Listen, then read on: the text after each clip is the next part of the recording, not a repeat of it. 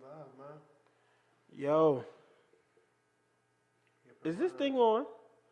What's going on, Pop? What's good? What's good, Pay? We back for another week, man. It's good to see you. Nice to be seen. How you feeling? I'm feeling great, man. I'm a little tired, but I'm great. I'm here. Made it happen. I know the feeling. Trust me, I know the feeling. Yes, sir. Yes, sir. I take it work is lovely. It's back to kicking your ass again. It's alright. Yeah. It's alright. Same for me. I'm working 3 jobs. It pays the bills. But we're gonna get right into it. Anybody who's tuned in or watching or listening, we thank you. And we promise not to take up too much of your time. We're just gonna get into a subject that's near and dear to my heart. Real quick, it's about kids in a school setting and kids needing discipline, and who is responsible or able to dish out discipline to these kids. Because we both know how disrespectful these kids are, Peso, am I right? Very disrespectful. We both know how inactive the parents are with Very these kids. inactive. Right? So, being that we work in the schools. You said what? Being that we work in the schools. Yes. And I've seen it all. I've seen all types of... it's like I tell anybody that I have a conversation with that there are 3 types of parents in this world. There are parents that play that shit. There are parents that don't play that shit. And there are parents that just can't control their kids. And today, we're seeing a lot more parents that can't control their kids or just plain out play that shit. I'm not seeing too many parents that don't play that shit, that, mom walks up and they just totally shut down. Like back in our day, I remember crying, begging, and pleading to the teacher, please don't call my mom. Please don't call my mom. Or don't call my brother, don't call my sister, don't call my dad, don't call anybody. Right. Let me take this on the chin. But nowadays, it's like kids welcome it. Like, go ahead, call my mom. She ain't going to do nothing. Right. Yeah, and it's just like I said before, man, you cannot have that type of upbringing with the child and expect them to go out into the world and everybody else deal with them. Right, and now this conversation comes up. It was a video. It was at Overbrook High School, or yeah, something like that. I think it was high Overbrook. Schools, and one of the NTAs, one of the few schools who still have NTAs. Climate control. Oh, it wasn't NTA. It wasn't climate control. Ain't it the same thing? It is, but the names are a lot different, I guess. But basically, the kid and the staff member was inside the bathroom. Now, the kid was allegedly caught selling weed on school property. Okay. Is this the same kid? I don't know the backstory. I just seen the guy jack him up and slam him, and strong arm him. He didn't even slam him to the ground. He strong armed him to the ground. I thought, good job. Yeah, I mean, I kind of thought the same thing, but understand my reason why I thought good job and why I felt good job. Because if you've seen the same video that I seen and you look at it, the kid balled his fist up. The guy was saying stop. The kid balled his fist up and looked like he was going to punch the staff member. Okay. And the staff member just simply restrained him to the ground, one arm. He one-armed him to the ground. He didn't pick him up and slam him. He didn't swing on him, and he wasn't threatening to. It just was a simple get down on the ground. Get down on the ground. Get out of my head, motherfucker. Get out of my head. But and I'm reading the comments, and they're bashing this man for doing his job, and they're like, well, one guy, me and him actually had an interesting conversation. He says, if that was my child, then the dude would have got fucked up. I would have been up at that school. Don't you put your hands on my son. And I said, well, what if you approached this man and he fucked you up? That ain't my thing. I come from a time period. I was born in 86, so 80s baby. I come from a time period where it took a village to raise a child type philosophy. That's just where I was at. And a lot of times in school, the NTA or the male guys in the hallway who providing safety, security, whatever, put hands on you. It's because you deserve it.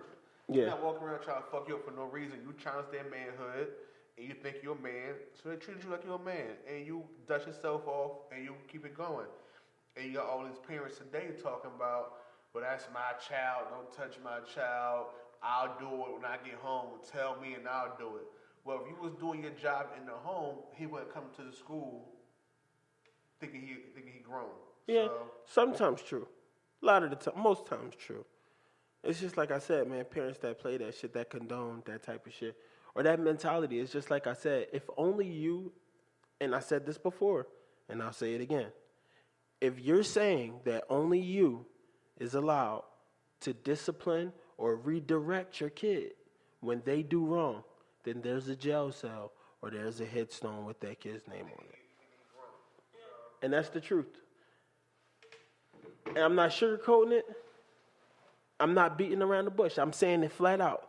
If you think that you and only you are able or should be allowed to discipline or redirect your kids when they do wrong, then there's a tombstone or there's a jail cell with that kid's name on it or number on it. Because I tell you just like this, man, like not everybody, that kid, to me, if you watch the video and you look closely, it looks like this kid was about to swing on that man. Now, just imagine if it wasn't in the school setting. Just imagine if this kid decided, hey, you know what? I'm going to swing on a grown-ass man on the street. And this man pulled out a gun and blow his fucking brains out. I hear you. I mean, these young boys is out of pocket because the parents, for whatever reason, feel as though can't nobody else enough to their kid. And then they barely ain't doing shit. And they always protecting the kid and not listen to other adults. You get the kid who lied to you, who is shifty towards you all the time. And then when another adult tells you about your kid, you want to get defensive and up in arms. And that's not the case. Kids gonna be kids. You gotta recognize kids gonna do kid shit, be immature, sometimes disrespectful and all that. And another adult should be able to come to you and tell you about your kid without you being all in your feelings. Mm-hmm. If your kid got out of pocket with another adult should be able to feel as though they can check that kid and tell you they checked your kid, and then you check your kid for being disrespectful to another adult. Mm-hmm. When I was a kid, it was, you don't talk back to no other adult. You come and tell me if another adult is out of pocket with you, and then your mom and your dad or your adults handle it. Mm-hmm. Not the kid having the audacity and the gall to feel as though they can then talk to an adult in any kind of way. To me, that's bonkers and out of pocket. Yeah, but see, and here's the thing, and I think this is where a lot of these problems come from. I think because a lot of kids that were raised in our day and age, they grew up and had babies, and they remember, damn, man, I remember this adult saying that I did something that I didn't do. And I remember my mom whooping my ass. And I'll never, ever, ever, ever, ever put my son through that same shit. Really? I'm telling you the truth, man. Really? I'm telling you the truth. I'm telling you the truth. And then just imagine, like, look, back in our days, let's be real. Let's call a spade a spade. Mm-hmm. Now, I'm not defending it. I'm just being honest. If we could, you know for a fact, we would have cussed the fuck out a lot of those adults. If we wasn't in fear for what would happen to us when we got home, an adult coming at us, talking to us crazy or lying on us. There's been a teacher that's lied on you.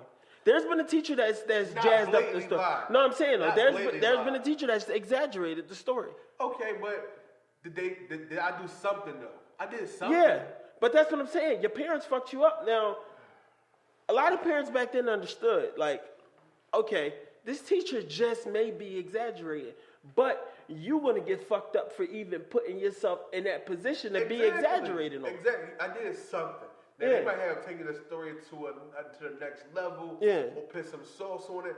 But even if they did that, it's because 3-4 times before I did some dumb shit and they finally frustrated and put the extra energy into the whole situation. Mm-hmm. So if I get fucked up now, it's because of some other shit. Wait, sidebar. Did you make that? No, it's ain't mine. Oh, okay, it's tough. I like it. I'm talking about all my own shit come January. But okay. That's yeah, well, I know I got something waiting for me once you do. We'll see. Oh, wow, we got to see. Shit expensive, man. Shit, I know. Hey, listen, I'm willing to pay. All right. But back to this shit. Listen, man. I know working in the school, I know how difficult it is dealing with these kids nowadays. Right. I know how difficult a parent's job I know how difficult that it could be. But again, that's on you and whoever you decided to make this kid with.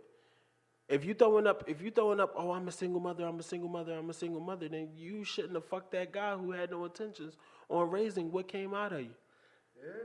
Period. Or you shouldn't have been fucking around while you was messing with this guy and not knowing who exactly the father could be. Stop getting pregnant by niggas just because they're cute. Yeah, or that too. Or stop thinking that you're going to change a man because you're not. You're not. There's nothing that's going to change that man except a situation that he's put in that makes him uncomfortable. That's a perfect segue to the part B of the topic then. Can stepfathers, because once you get, so let's say you get pregnant, ladies out there who listening, let your friends know, I want to get into this. You get pregnant by a dude, you and dude don't work out for whatever reason. He's now a part-time dad or even an absentee dad. But you got a new dude who come in. And the new dude step up and he's a father figure to your kids. He's paying bills, putting down groceries, buying clothes. Eating groceries? He paying for them, you know. He watching the kids when you ain't home or whatever the case may be. He stepdad for playing a dad role. In the birth file, the DNA donor, he around, but you know, when shit get thick around the house, he don't get called. When school trips and class dues is due, he not being called. When there's no food in the house or they don't go out to eat or all that cool shit like that, the sperm donor not the one making it happen. The stepfather is. Right. Does he now also have the privilege? I don't say privilege. Yeah, that's but the responsibility to also discipline the child. I take a commercial break. Come back. Let's get into it. We'll take a commercial break. We got some music by some Philly artists. If you want your own podcast or whatever the case may be to our listeners, check out Creep Nation on Facebook and Instagram. Holla at our homegirl Dana for the show. And if you're an artist out there, you want your music featured on Creep Nation, holla at Dana about a show. And, or holla at us, we can feature you, make sure you get some exposure or what have you. Take a quick commercial break. Be back in a minute.